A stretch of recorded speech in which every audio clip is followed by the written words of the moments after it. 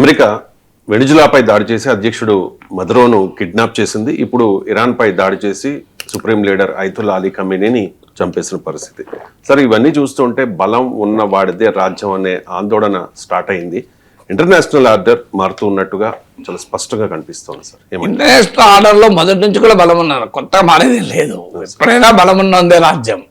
So 2003లో Iraq పై America చేసిన, 2011లో మీకు 2001లో ఆఫ్ఘనిస్తాన్ అయినా, 2011లో లిబియా అయినా, సో ప్రపంచంలో ఎప్పుడైనా, ఇప్పుడు కాదు, ఈవెన్ చిలీ, అనేక దేశాల పనామా బలమున్నదే రాజ్యం అనేది చాలా స్పష్టంగా అర్థమైపోతుంది. ఎక్కడా రూల్స్ బేస్ ఇంటర్నేషనల్ ఆర్డర్ లేదు.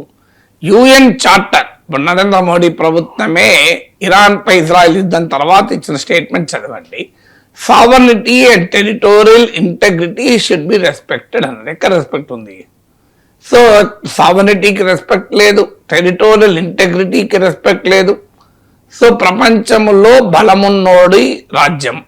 అమెరికాకు మిత్రుడైతే వాడు ఎంత నియంతైనా, ఎంతటి మతోన్మాదైనా, ఎంతటి ప్రజాకంటకుడైనా వాడు సురక్షితంగా పాలించుకోవచ్చు. అమెరికాకు శత్రువైతే వాడు దుర్మార్గుడు, దుష్టుడు, వాడు మానవాళికి ప్రమాదం, వాడు ఆ దేశానికి ప్రమాదం. సో ప్రపంచానికి ఏది మంచిది, ఏది చెడ్డదు అనే ఈక్వేషన్ పైన చూడడం లేదు. అమెరికాకు ఎవడు ఉపయోగం, ఎవడు ఉపయోగం కాదు. అమెరికాకు ఉపయోగపడే టెర్రరిస్టు గుడ్ టెర్రరిస్టు, అమెరికాకు నష్టం చేసే టెర్రరిస్టు బ్యాడ్ టెర్రరిస్టు. ప్రపంచానికి, మానవాళికి, ఇండియాకి సంబంధమే లేదు. మాకు బలం ఉంది, మేము అంతం చేస్తాం. ఇప్పుడు ఒక దేశ ప్రెసిడెంట్ను కిడ్నాప్ చేస్తాం, ఒక దేశ పాలకుల్ని చంపేస్తాం. సో ఒక దేశంలో మాకు చెప్పినట్టునే ప్రభుత్వాన్ని నెలకొల్పుతాం. ఆ దేశంలో ఉన్న సహజ వనరులన్నీ మేమే తీసుకుంటాం. ఇప్పుడు వెనిజులాలో బహిరంగానే ట్రంప్ చెప్తున్నాడు కదా, వెనిజులా ఆయిల్ మొత్తం అమెరికన్ కంట్రోల్లో ఉంటుందని. రేపు జరగబోయేది ఇరాన్ ఆయిల్ మొత్తం అమెరికా కంట్రోల్కి వెళ్ళిపోతుంది. ఇరాన్లో రెజ్యూమ్ చేంజ్ దేనికి? ఇరాన్ ప్రజల కొరకు అనుకుంటే పొరపాటు. ఇప్పుడు వెనిజులాలో రెజ్యూమ్ చేంజ్ చేశాడా? వెనిజులాలో ఏం చేశాడు? వెనిజులాలో డెల్సీ రోగ్రిజ్ మదురో వైస్ ప్రెసిడెంటే కదా ఆమె. మరి అక్కడ రెజ్యూమ్ చేంజ్ ఎక్కడ చేశాడు? సో ఇక్కడ కూడా ఏం చేస్తాడు రేపు? ఇరాన్ ఆల్రెడీ ట్రంప్ ప్రకటించారు చర్చలకు సిద్ధమని. ఇరాన్ తిరస్కరించింది. ట్రంప్ ఇరాన్లో ఖమేనీ తర్వాత అధికారంలోకి వచ్చిన నాయకత్వంతో మేము చర్చలకు సిద్ధమన్నాడు. మరి వాళ్ళు ఇరాన్ ప్రజలను ఉక్కుపాదంతో అరచివేసే దుర్మార్గమైన రెజ్యూమ్ కాదా? ఇప్పుడు ఖమేనీ నియమించిన వారసుతో చర్చలు సిద్ధమంటున్నాడు ట్రంప్. మరి ఎక్కడుంది? ఇప్పటిదాకా నువ్వు చెప్పింది ఏంటి? ఇరాన్ ప్రజల పైన ఉచ్చకోతకు వస్తున్నాడు, నిరంకుశ మతోన్మాద వ్యవస్థ, ప్రజాస్వామ్యం, ఇవన్నీ మాట్లాడి ఇప్పుడు ఏమంటున్నాడు? మేము చర్చలకు సిద్ధమంటున్నాడు. అంటే ఏంటి మరి? ఖమేనీ చర్చలకు సిద్ధం ఉన్నప్పుడు పోలేదు, ఇప్పుడు చర్చలకు సిద్ధం అంటే ఏం చర్చిస్తావు నువ్వు? ఇరాన్లో ఉన్న సముద్ర సంపద మొత్తం మాకు అప్పచెప్పండి, ఇరాన్లో ఉన్న సహజ వనరులు మాకు అప్పచెప్పండి. ఇదే కదా అగ్రిమెంటు. అమెరికా కంపెనీలకు మీరు దారాలు తెరవండి. సో వెనిజులా నుంచి ఇరాన్ వరకు చేస్తున్నది ఏంటి? అక్కడ ప్రజల కొరకని మొదలుపెట్టి ఆ తర్వాత అమెరికా ప్రయోజనాలను కాపాడే వాడితో మేము ఒప్పందాలు చేసుకుంటాం. ఇలా పాకిస్తాన్ పైన ఎందుకు ప్రేమ? అమెరికా ప్రయోజనాలకు, అమెరికాకు మొత్తం ఆ దేశ సంపదను దోచిపెట్టడానికి అసీముని రెడీగా ఉన్నాడు. రేడర్తో కూడిన బ్రీఫ్ కేసు పట్టుకుని వెళ్ళాడు. అందువల్ల ఇండియాకు ప్రమాదం ఏంటంటే మన దేశం ఆ రకంగా అమెరికాకు సమర్పించుకోవడానికి సిద్ధంగా లేదు. అందువల్ల ట్రంప్ ఎప్పుడూ మన వైపు ఫ్రెండ్లీగా ఉండడు.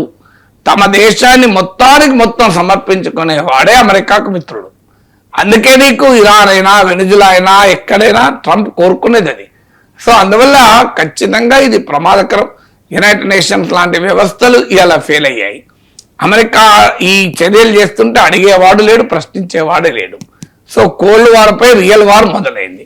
ట్రంప్ ఎన్ని యుద్ధాలు ఆపుతానని అధికారంలోకి వచ్చి ఎన్ని దేశాలపైన దాడులు చేశాడో చూడండి.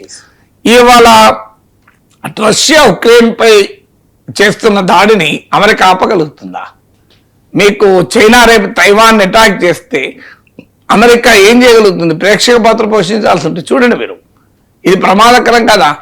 సో రష్యా ఉక్రెయిన్ వార్లో బ్యాటిల్ ఫీల్డ్ అడ్వాంటేజ్ కాదు, ఇలా గ్లోబల్ ఆర్డర్, అమెరికా ట్రంప్ నిర్మిస్తున్న గ్లోబల్ ఆర్డర్ వల్ల ఇలా పుటిన్ లాభంలో ఉన్నాడు కదా. ఎందుకంటే ఎవడు ప్రపంచంలో ఎవడు బలమైన దేశం అయితే బలహీనమైన దేశాన్ని ఏమైనా చేయవచ్చు. ఇప్పుడు ఇది సిద్ధాంతం. ఎక్కడ దాకా పోయింది సిద్ధాంతం అంటే తన ఫ్రెండ్లీ నేషన్స్ అయినా మేము అంతే మా విధానం. ఇప్పుడు గ్రీన్లాండ్ విషయంలో డెన్మార్క్తో అమెరికా వివరించింది అదే. ఇలా కెనడా లాంటి మిత్ర దేశంలో ఆల్బర్టో అనే యొక్క రిచెస్ట్ స్టేట్ లో వేర్పాటువాదాన్ని సమర్థిస్తానని ట్రంప్ బహిరంగానే చెప్తున్నాడు. ఆల్బర్టో స్వతంత్ర దేశం కావాలనుకునే వారితో ట్రంప్ అడ్మినిస్ట్రేషన్ లో టాప్ పీపుల్ సమావేశమయ్యారు. అంటే నీ మిత్ర దేశమైన కెనడాను చీల్చడానికి రెడీగా ఉన్నావు. నీ మిత్ర దేశమైన డెన్మార్క్ నుంచి ఒక భూభాగాన్ని ఆక్రమించుకోవడానికి సిద్ధంగా ఉన్నావు. ఇక where is the world order?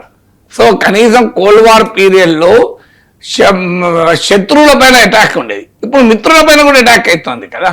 ఇలా అమెరికా కెనడా ఫ్రెండ్లీ నేషన్స్ కదా, 50-60 అనేక సమయం 100 దశాబ్దాలుగా అమెరికా కెనడా కలిసి ఉన్నాయి కదా. అలాంటి కెనడాలో ఒక ప్రాంతమైన Alberto state, richest state, energy hydrocarbon reserves ఉన్నటువంటి ప్లేస్, దాన్ని మీరు స్వతంత్ర దేశం అవుతానంటే అమెరికా సపోర్ట్ చేస్తుంది.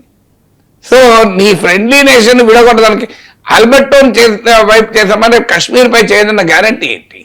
మిత్ర దేశము తనకు అన్ని రకాలుగా నాటోతో సహా భాగస్వామి అయిన కెనడాలో ఒక ప్రాంతం మేము స్వతంత్రం కావాలి అనుకుంటుంటే ట్రంప్ బహిరంగంగా మద్దతు ఇస్తున్న ట్రంప్ వ్యవస్థ మరి కాశ్మీర్ విషయంలో ఇదే వైఖరి అనుసరించిన గ్యారంటీ ఏంటి? ఇప్పుడు గ్రీన్లాండ్ ఇవ్వకపోతే డెన్మార్క్ ని అటాక్ చేశాడే, రేపు భారతదేశంలో మరో స్థావరం ఇవ్వకపోతే అటాక్ చేస్తాను అన్నాడన్న గ్యారెంటీ ఏంటి?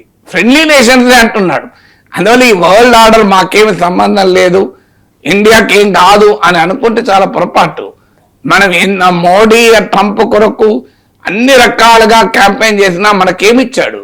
18% డ్యూటీస్ ఇచ్చాడు కదా, H1 వీసాల పైన ఆంక్షలు ఇచ్చాడు కదా. అందువల్ల ఒక్కసారి వరల్డ్ ఆర్డర్ లో జిస్కా లాటి ఉస్కా అంటారు కదా, నాకు బలమున్నదే రాజ్యం అన్న తర్వాత స్వతంత్ర దేశాలన్నీ నష్టపోవాల్సిందే కదా.